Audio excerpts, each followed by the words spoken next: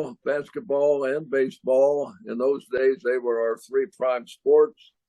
I matriculated from high school to the University of Pittsburgh, where I received a football scholarship at Pitt. I had a Bachelor of Arts degree in history, and I had a Master of Arts degree in education.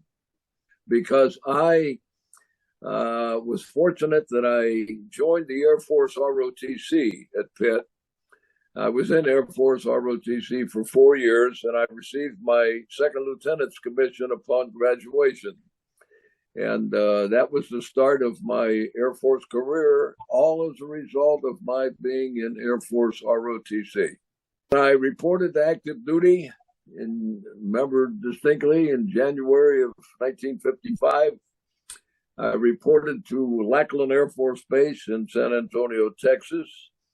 And I went through 2 or 3 months of indoctrination, officer indoctrination courses, so to speak. And then I was assigned to Parks Air Force Base in Oakland, California, to what was known then as the Air Defense School. It was a 3-month school, it was a top secret school. And upon graduation of that particular school, you were awarded the AFC of an air policeman. And when I graduated from Air Base Defense School at Parks Air Force Base, I received orders to report to Torrejon Air Force Base in Spain. I thought that would be nice. Well, within a few days after receiving my orders, a fax came down from Bowling Air Force Base in Washington, D.C., indicating that the orders have been revoked and I am being assigned to Bowling Air Force Base in Washington, D.C. I first was made aware of the revoking of my initial orders to Spain. I was kind of down a little, so to speak, because I was inwardly looking forward to assignment in Spain. But I didn't know what was ahead of me at Bowling. I did know this, that the reason I was being assigned to Bowling Air Force Base is, at that time, Bowling Air Force Base was the Air Force's representative football team. The Air Force Academy had not yet come into existence. So Bowling Air Force Base was the Air Force's representative football team, a worldwide representative. In fact, 10 of our starting 11 players at Bowling for the time frame that I reported had already played a year in the National Football League. That's how loaded we were. So I was selected. They had a system where at Bowling Air Force Base, through their personnel department, they kept their eye on who was coming out of college, who they thought would be outstanding football players to play at Bowling. And I happened to be in that category without my knowledge. And I was assigned to Bowling, and here I am now at Bowling, reporting in, not knowing other than I was sent there to play football. I still had to have a primary duty, and I didn't know yet what that primary duty was. We played other service football teams, primarily the Army and the Marines, Quantico, Camp Lejeune, and 2 or 3 other Air Force teams and Army teams, Fort Hood and others. And every one of those teams that we played were in the same category as we were at Bowling.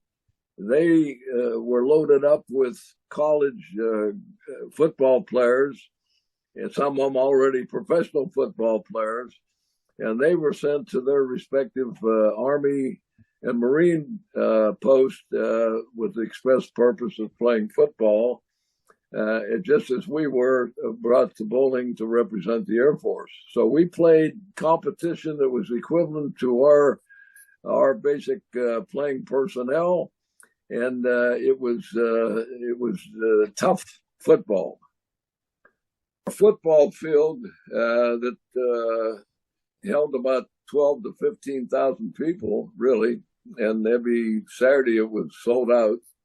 The football field was right at Bowling Air Force Base. In fact, we were so recognized as the Air Force's representative team. All of our games were televised, and we received as much attention to our football game results as the Washington Redskins did in Washington. We had the same sports page coverage as they did.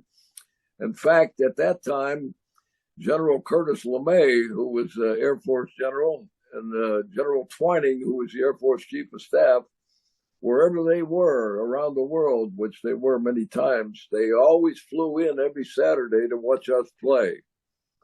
And that's how our football team was held in such high esteem throughout the Air Force. Once the Air Force Academy came in 1959, then football at bowling disappeared. When I reported into bowling, I naturally had a sense of apprehension about what my duty assignment would be, because even though we were brought there to play football, we still had to have primary duty assignment. That was our main purpose as Air Force officers. And I was assigned with an Air Police AFC to the Air Force Honor Guard. And at first, I was taken back, not knowing the full magnitude of the cherished expressions by Air Force personnel for the Air Force Honor Guard at bowling. They were the Air Force best. And when I gradually began to find that out, I felt honored that I was assigned to be in the Air Force Honor Guard. And from the moment I checked in and signed in as a Air Force Honor Guard guardsman, I was caught up in it, and I was elated, and I was ready to go. My duty probably revolves around the Honor Guard mission. And the Honor Guard mission was to represent airmen to the American public and the world, and to protect the standards and perfect the image and preserve the heritage of the Air Force Honor Guard.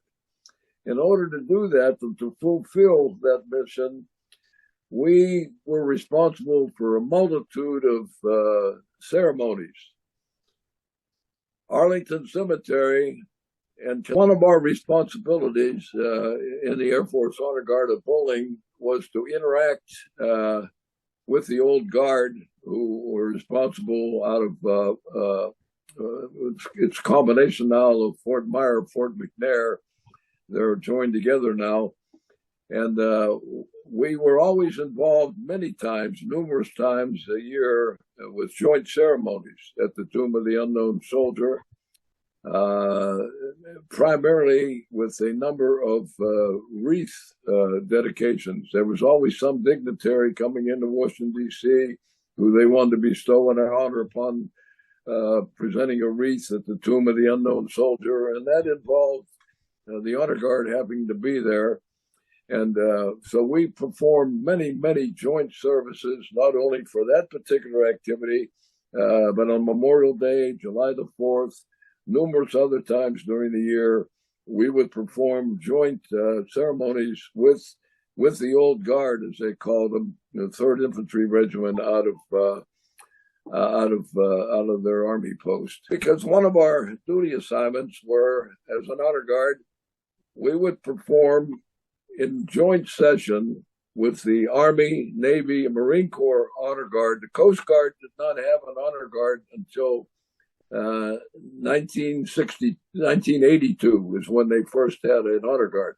So the 4 service, the Army, Navy, Air Force, Marine, we would hold joint ceremonies at then called Washington National Airport, and we would be there for President Eisenhower, because he would always be there to greet an incoming dignitary from a foreign nation, primarily a president or a prime minister.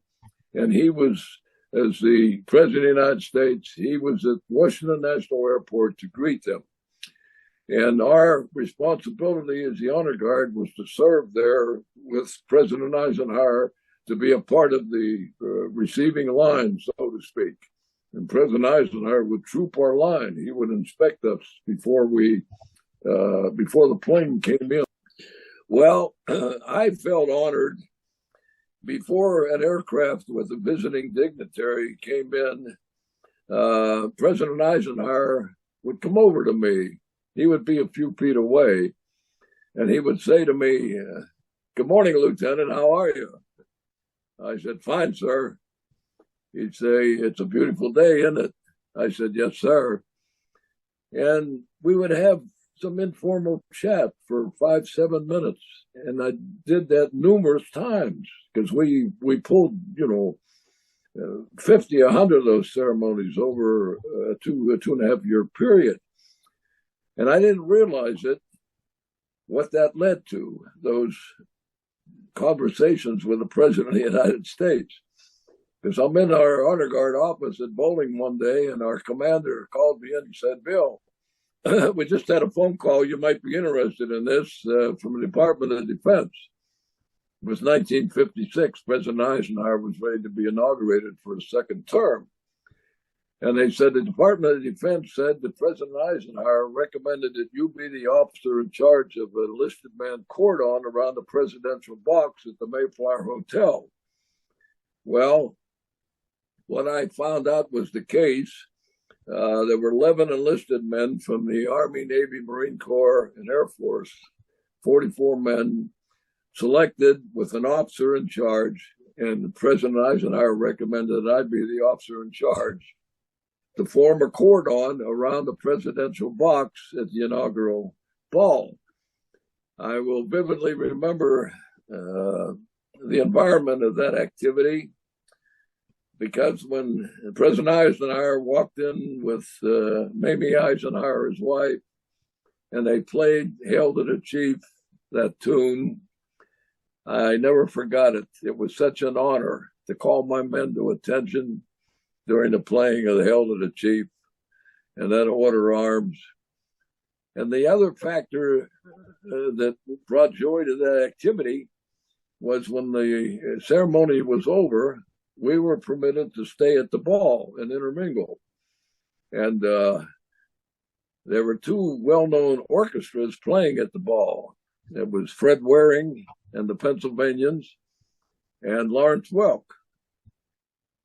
And I got to speak to Lawrence Welk, got to talk to him. He was so kind to me, and he was impressed with our cordon around the presidential box, and he told us that.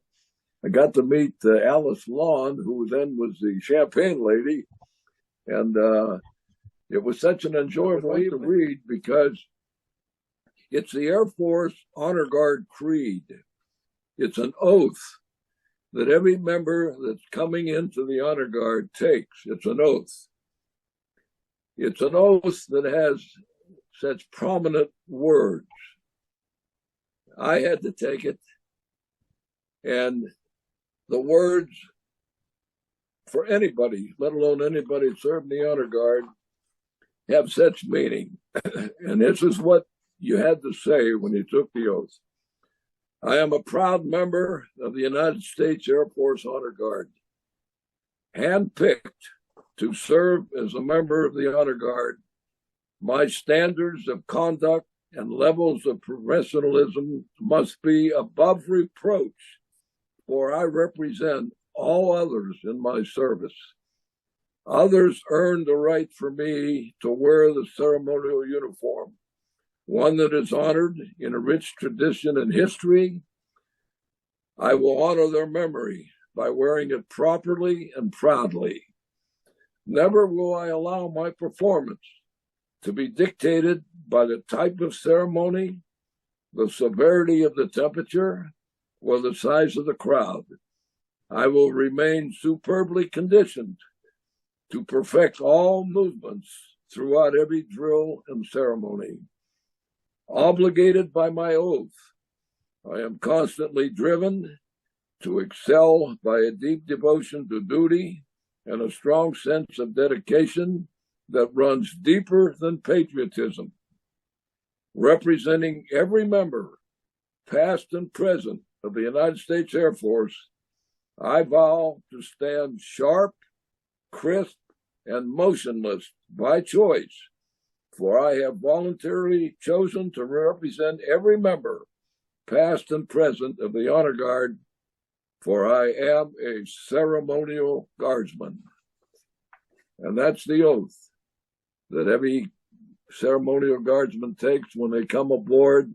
And it's something that I will carry with me the rest of my life. And everybody that has served in the Air Force Honor Guard will do the same. Great memories of my years with the Honor Guard. And one of my memories is a side memory in comparison to the joy of being an officer in charge of all these ceremonies, including Arlington. It was a joy that I wasn't aware that I was providing for my troops.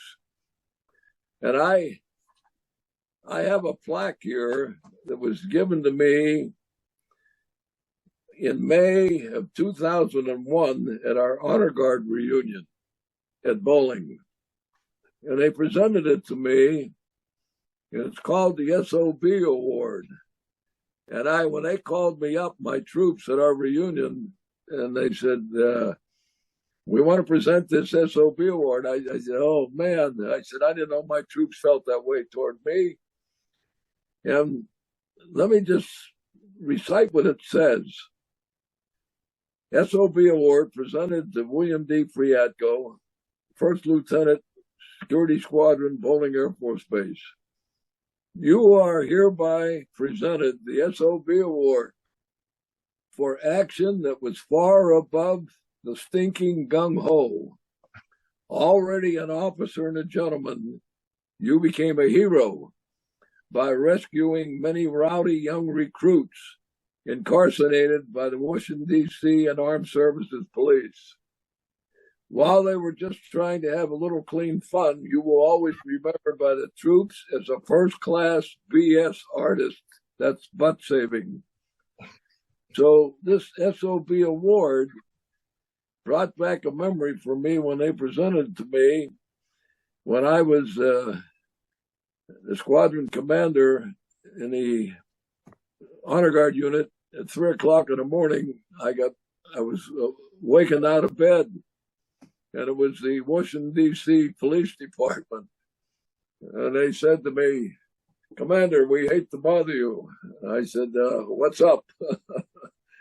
They said, we have a few of your men here that we have behind the bars, and they were acting up and this and this and that. And I said, hold on till I get down there. I'll be down. So, boom, I got out of bed at 3 in the morning and hopped to my vehicle to get out to D.C. And there were about 7 or 8 of my troops behind the bars. And I went in, I said to them, what's up, guys? What were you doing? And they said, we were just singing, laughing, had a few beers. The next thing we know, this is where we're at. We're arrested. And I looked at him. I went out to the chief of police. I said, Chief, I'll take it from here. He said, all right, they're yours. I took them back to the base. We sat in my officer's room, my office, and I said to all of them, hit the sack and get some rest. They all thought I was going to bust them in rank and have some other restrictions. And I said, you guys, we're just having some good fashioned fun. And I think you've all learned from it. And that's all that matters. And I kind of forgot about that until they presented this to me at our Honor Guard reunion. And I said, I have never been so proud to receive an SOB award for those that we bury, for those whoever we're performing a ceremony for. We want them to remember this incident and this burial and this particular ceremony, we want them to remember that we served their loved one with dignity. And that was our goal. And we had that goal at every burial at Arlington. The moment we got on the bus to drive to Arlington, when my men got on that bus, they were professionals. They chit-chatted a little bit in low tones, but when we got off of that bus in front of the Fort Myers Chapel to fall out and formulate our honor guard procedures, everybody was all business. Everything was professional. The guides knew that the eyes were upon them, not only by families, by others and other service members, to prove and show that we were proud to be members of the Honor Guard. And we wanted to do it with dignity. Yep. When I think back to all those people next of kin that I presented that flag to and how they felt, and I put myself in their shoes. I can remember one funeral was an Air Force captain that got killed flying a kite with his little boy. It had a piece of metal on it or something and hit a high tension wire, died, got killed. And we're burying this captain. And here's this little 8-9-year-old thing there. And I had to present the flag to them. And that little boy was just crying and his widow was crying. And you have to maintain your dignity and but you felt so bad for them. And there were so many incidents where people tragically died or some didn't and others did. Didn't make any difference what rank you were. General, a one-stripe airman. Yeah. The same feeling, the same degree of professionalism, of dignity afforded to them no matter what their rank was. And they remembered that. Yeah. I have been blessed in life to be a part of different organizations with different types of missions, different type of responsibilities, whether it was in the athletic field as a player in the NFL, as a high school or college football coach, an athletic director, working in administrative positions in the field of education. So many elements of that type of profession gave me great satisfaction and great joy, but nothing, all of those activities combined does not equal the joy and the honor of being an Air Force officer in the United States Air Force Honor Guard and to be a part of numerous funerals and numerous ceremonies. It's something that I will carry with me forever.